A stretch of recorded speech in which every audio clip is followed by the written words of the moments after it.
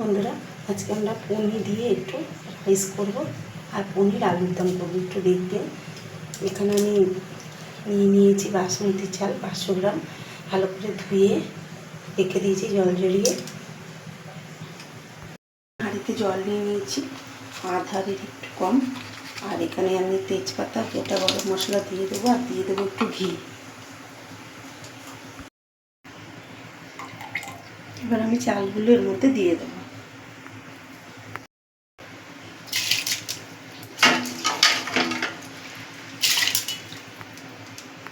দেখুন বন্ধুরা, এখানে আমি বিনস পাইনি, তাই আমি বটবটি নিয়ে এসেছি, ছোটো ছোটো বিনসের মতন কেটে নিয়েছি, আর গাজরও ছোটো ছোটো করে কেটে নিয়েছি। তার সঙ্গে কয়েকটা একটুখানি ক্যাপসিকামও ছোটো ছোটো করে কেটে নিয়ে ভালো করে ধুয়ে জল ঝরিয়ে নিয়েছি। কড়াইতে দিয়ে দিয়েছি ঘি, তবে আঁচটাকে একদম কমানো আছে, নাহলে ঘিয়ের সেন্টটা নষ্ট হয়ে যাবে। এবার আমি এর মধ্যে কড়াইটাকে ভালো করে গরম করে নিয়ে তারপরে ঘিটা দিয়েছি। এবার আঁচটা একদম কমানো, আমি এই সবজিগুলোর মধ্যে দিয়ে ভেজে নেব।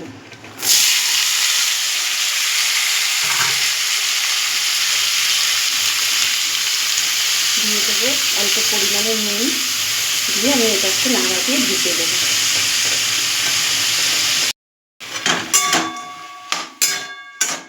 আঁচটাকে জাস্ট একটু বাড়িয়ে দেবো, বাড়িয়ে মিডিয়ামে রেখে এটাকে আমি ঢাকা দিয়ে দেবো যাতে এটা সিদ্ধ হয়ে যায়।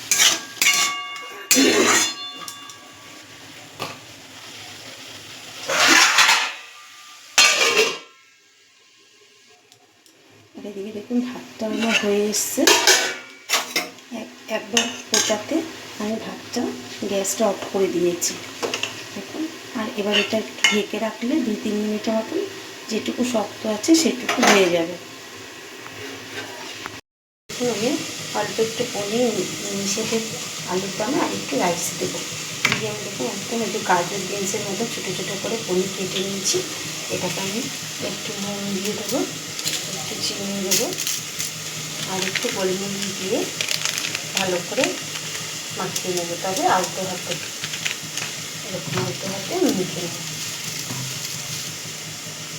কিছুক্ষণ মেখে রাখার পর দেখুন আমাদের কড়াইতে একটু সাদা তেল দিয়ে দিয়েছি। এবার আমি এই পনিরটা ভেজে নেব।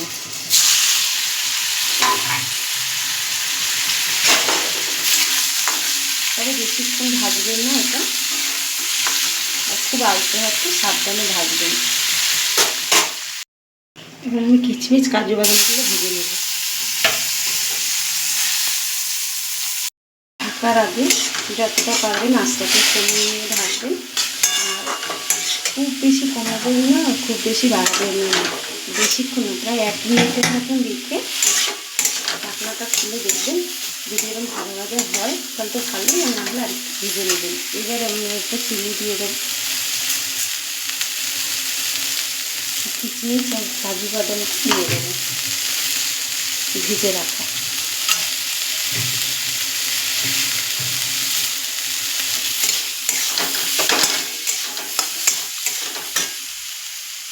এবার আমরা ভাতটাকে ফ্যান ঝরিয়ে নেব।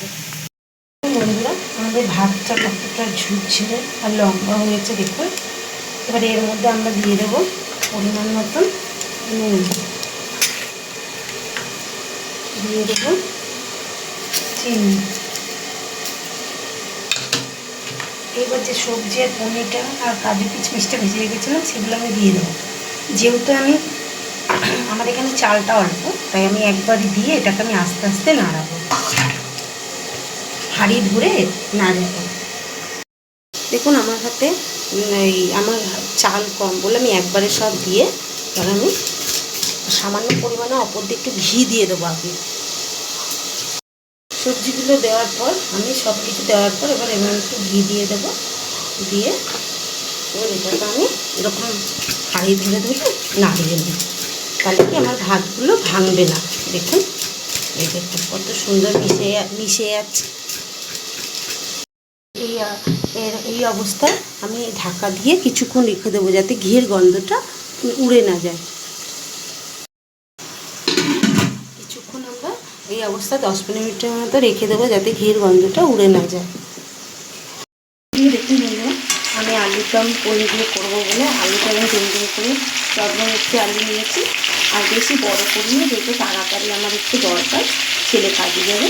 ওই জন্য ছোটো ছোটো ডুম করে কেটে ভালো করে ধুয়ে আমি নুন দিয়ে আগে এটাকে একটু ঢাকা দিয়ে ভেজে রেখেছিলাম, মানে ভেজে রেখে নিয়েছি একদম নিরাজে। এটাকে আমি ঢাকা দিয়ে একটু ভেজে নিয়েছি, যাতে ঢাকা বসতে একটু সিদ্ধ হয়ে যায়। আর এবার এর মধ্যে আমি একটু নুন চিনি দিয়ে দেবো, যাতে আলুর মধ্যে মিষ্টি নুন সবই ঢোকে। এটা দেখবেন একদম মানে খুব কমও না খুব বেশিও না, সেরকম অবস্থায় আমি এটাকে ঢাকা দিয়ে ভেজেছি, তাই আমি কিছুটা সিদ্ধ হয়ে গেছে। আর তাছাড়া চন্দ্রমুখী আলু, তাই এবার আমি এর মধ্যে একটু চিনি দিয়ে আরেকটু ভেজে নেব।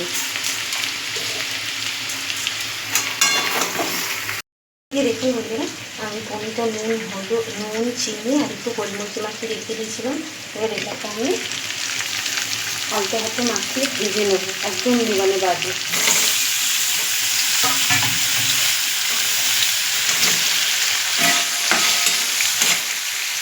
দেখুন বন্ধুরা, আমি আলুটা ভাজা ভাজা হয়ে গেছে। এবার আমি আমাদের আদা পুরো নিরামিষে দিয়েছি, আদা টমেটো আর লঙ্কার পেস্ট দিয়েছি। আর দিয়ে দেবো জিরের গুঁড়ো, হলুদ গুঁড়ো আর একটু ধনে গুঁড়ো।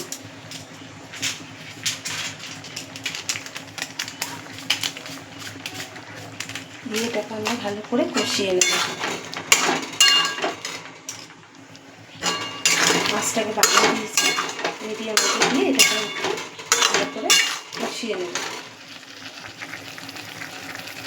একটু কাশ্মীরি লঙ্কার গুঁড়ো দিয়ে দেবো, দিয়ে দেখুন বন্ধুরা সাদা তেল আর একটু পোস্ত বেটে নিচ্ছি। ছাড়তে শুরু করেছে, এবার আমরা সাদা তেল আর পোস্তটা বেটে নিয়েছি, এটা দিয়ে দেবো। এটা দিয়ে বেশিক্ষণ নাড়াবো না, কারণ তাহলে তেতো হয়ে যাবে। এবার সাদা তিল আর পোস্তটা পোস্ত বাটা সাদা তিল দেওয়ার পর আমরা দিয়ে দেবো চিনি। এটাকে আমরা বাড়িয়ে নিয়েছি। চিনিটা দেওয়ার পর আমরা কন্টিনিউ 6 থেকে 7 বার নাড়বো। তারপরে আমরা এর মধ্যে জল দিয়ে দেবো। এটা দিয়ে দেবো আমরা অল্প জল দিয়ে, কারণ এটা হেভি করবো। আর আলুটা অলরেডি চন্দ্রমুখী আলু অলরেডি আমার সিদ্ধ হয়ে গেছে। তাই এবার আমি পনিরগুলো এর মধ্যে দিয়ে দেবো। ভেজে রেখেছিলাম পনিরগুলো, সেগুলো আমি দিয়ে দেবো। দিয়ে এবং নাড়াচাড়া দিয়ে এটাকে আমরা আঁচটাকে মিডিয়াম আঁচে দিয়ে ঢাকা দিয়ে দেবো।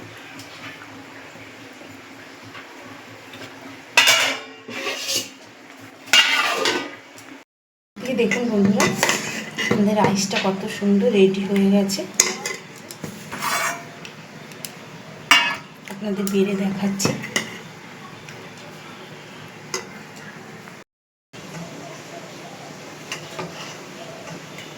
দেখুন কত সুন্দর রাইসটা আমার রেডি হয়ে গেছে। এইভাবে অতি সহজ উপায়ে ভেজে একটু পনির দিয়ে করে খাবে, পনির এবং সবজি দিয়ে। আশা করি বাচ্চা বড় সবাই খুব ভালো খাবে। ভালো লাগলে একটা লাইক এবং সাবস্ক্রাইব করে দেবেন। ভালো থাকবেন, সুস্থ থাকবেন। দেখা হবে পরের একটি রেসিপি নিয়ে। 1 মিনিট বা 2 মিনিট ঢাকা দিয়ে রাখার পর মিডিয়াম আঁচে আপনারা এটা খুলতে অবশ্যই নাড়াচাড়া দিয়ে নেবেন, নাহলে নিচটা লেগে যাবে। দেখুন আমাদের এটা কতটা গ্রেভি হয়েছে। এবার এটাকে আমরা টানাবো না, কারণ আলুর দম তো এমনিতেই এটা ঝোল আরও টেনে যাবে। তাই এবার এটাকে আমরা নুন ঝাল মিষ্টিটা ঠিক আছে নাকি দেখে ওপর দিয়ে ঘি ছিটিয়ে আমরা নামিয়ে নেব। আপনাদের গরম মশলা থাকলে দেবেন, পুরো গরম মশলা ঘি দিয়ে নামিয়ে নেবেন। কেউ বা ধনে পাতা দিয়ে নামাতে পারেন। আমি ওপর দিয়ে গ্যাসটা বন্ধ করে দিই, দিয়ে ওপর দিয়ে ঘি ছিটিয়ে 5 মিনিটের মতো ঢেকে রাখলে আমার রেসিপি রেডি হয়ে যাবে।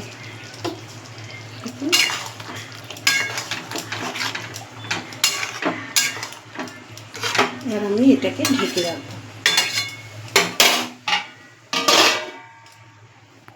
বন্ধুরা এইভাবে পনির দিয়ে একবার আলুর দম করে খেয়ে দেখবেন। এই দেখুন পুনিটা কত সুন্দর লাগবে, মানে খেতেও বাচ্চারা বড় সবাই বেশ মজা করে খাবে। দেখুন এইভাবে করে খেয়ে দেখবেন, নিরামিষ পুরো একদম রেসিপি।